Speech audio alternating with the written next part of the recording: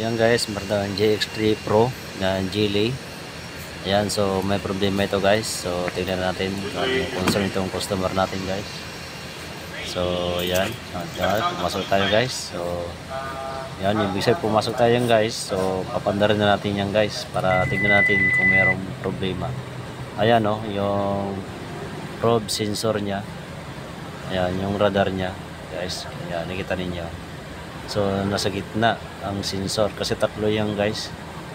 Yan sa likod niya, sa rear, yung radar sensor niya. Ayan. So yan guys, nasa gitna. So yan ang may problema kasi natuturo dun sa sensor. So radar probe. Ayan. Tawag yan guys, radar probe. Ayan. So yan guys, kita ninyo. Yan yung pabaltong ko na. Ayan. So basic naman yan guys kung paano magkabit. Hindi ko na pinakita sa inyo guys kung paano magkabit yan. Sa ilalim kasi yan guys. Ayan o, dyan sa ilalim. Ayan, nakabit ko na guys. So basic lang po yan. Hindi mo yan mag-DIY yan guys. Plug and play po yan guys. Ayan. So nakabit na natin. Subukan natin start kung mawala talaga yung kanyang field.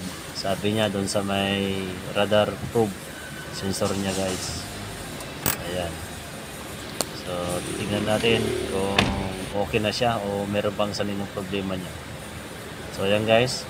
So, napalitan natin guys, meron pa rin. So, ibig sabihin, hindi ang problema yung nasa center. Ayan guys. So, dito sa kabila, pinalitan ko na rin yan guys. Ayan. Pinsop ko na yung isa guys, yung probe sensor niya. Ayan. So, ayan guys, pinalitan ko na. So, subukan natin kung gumagana ulit na ma-okay na siya. So subukan natin niya siya. Pasok na ako. Yan ang pinalitan ko guys. Ayan. Nag-swap lang ako niyan guys ng radar probe sensor. Ayan guys. So start na.